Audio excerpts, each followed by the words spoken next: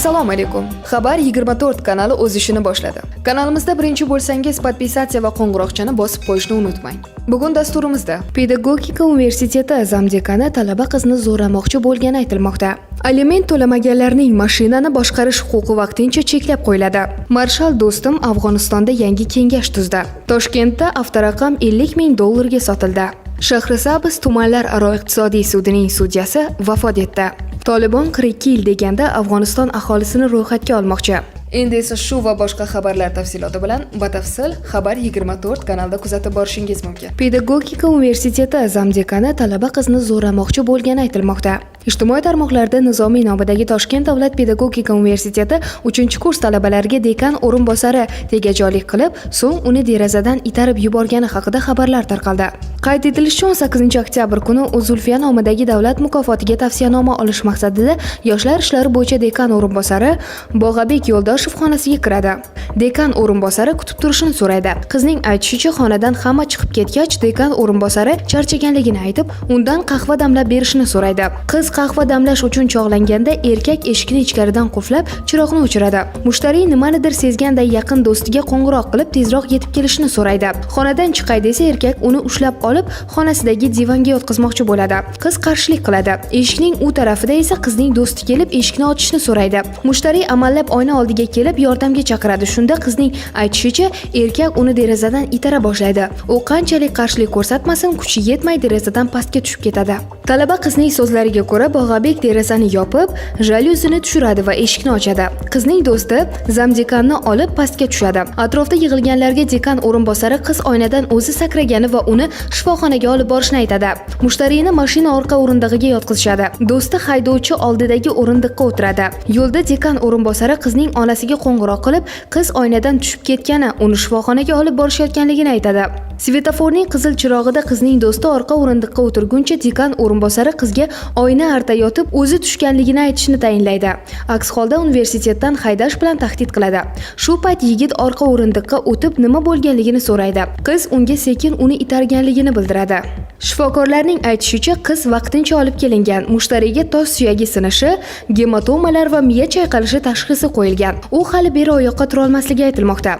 Aliment to'lamaganlarning mashinani boshqarish huquqi vaqtincha cheklab qo'yiladi.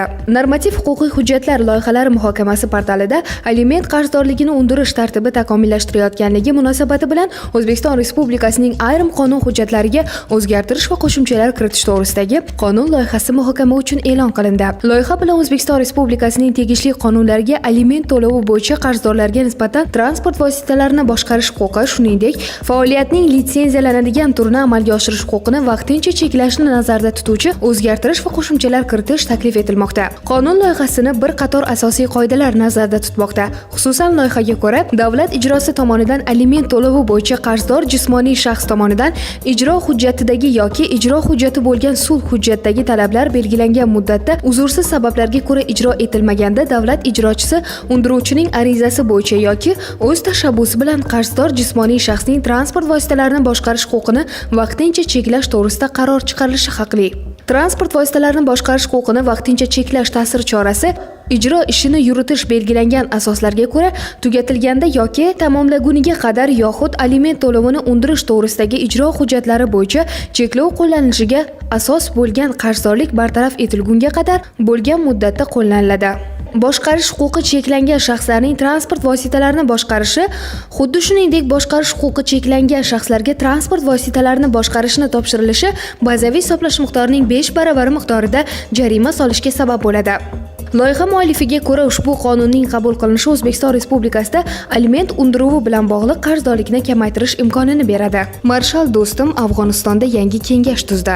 Afg'onistonda Marshal Do'stum ishtirokida Afg'oniston Milliy qarshilik oliy kengashi tuzilganligi e'lon qilindi. Ma'lum qilinishicha, kengash tarkibiga Abduraf Rasuliy Sayyof, Muhammad Yusuf Qonuniy, Ato Muhammad Nur, Abdulrashid Do'stum, Muhammad Muhaqqa va boshqa siyosatchilar kirgan. Kengash bayonotida Afg'oniston davlati noaniqlik, monopoliya va korrupsiya natijasida qulab tushib, beparvolik hamda noto'g'ri boshqaruv oqibatida notinchliklarga duch keldi, deyiladi xabarda. Qayd etilishicha, kengash a'zolari Afg'oniston muammosini tinch yo'l bilan hal qilmoqchi. Biroq ta'kidlanishicha, agar boshqa taraf va uning izdoshlari bunday qarorga rozi bo'lmasa, kurashning ikkinchi qismiga o'tishga majbur bo'lishadi.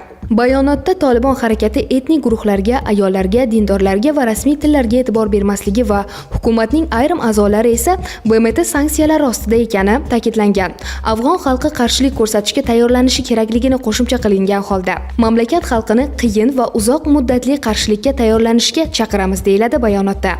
Kengash tashkil etilgani e'lon qilingandan so'ng, do'stum, agar Tolibon harakati saylov yo'li bilan hukumat tuzishdan bosh tortsa, kengash ularga qarshi kurashishni bildirgan. Agar tinchlik va jangovar harakatlarni to'xtatish chaqirig'ida ijobiy javob berilmasa va xalqning, xususan Afg'oniston ayollarining huquqi tan olinmasa, demokratiya va saylov rad etilsa, biz kurashamiz deya ta'kidlagan marshal. Toshkentda avtoraqam $50,000 sotildi.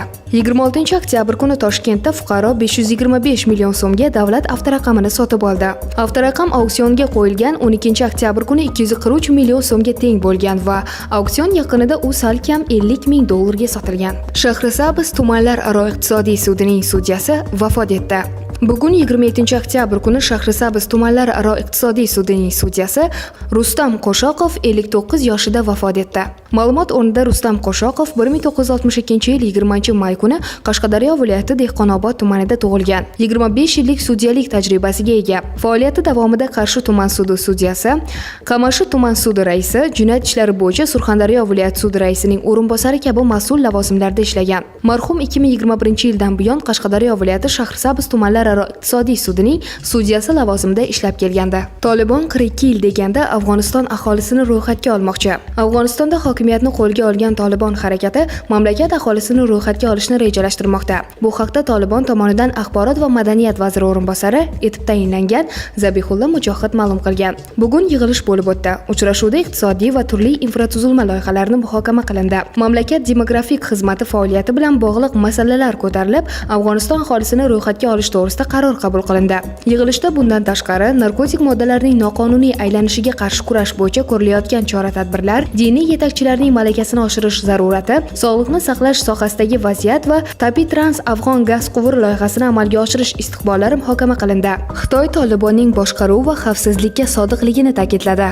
Tolibon vakili Xitoy Xalq Respublikasi tashqi ishlar vaziri bilan iqtisodiyot, savdo va sarmoya masalalarini muhokama qildi. Tolibon siyosiy idorasi matbuot kotibi Muhammad Naim Vardakning so'zlariga ko'ra, Dohada bo'lib o'tgan uchrashuvda Tolibon bosh vazirining birinchi o'rinbosari Abdul G'ani Barodar va Xitoy tashqi ishlar vaziri Wang Yi o'rtasida muzokaralar bo'lib o'tdi. Tolibon tomoni bu masalalarda har tomonlama hamkorlik qilishga tayyorligini bildirdi. Xitoy so'nggi oy ichida Tolibonning boshqaruv va xavfsizlikka sodiqligini ta'kidladi. Oxirgi ma'lumotlarga ko'ra, Xitoyning 4 milliondan ortiq aholiga ega Lanzhou shahrida pandemiya tufayli lockdown joriy etildi.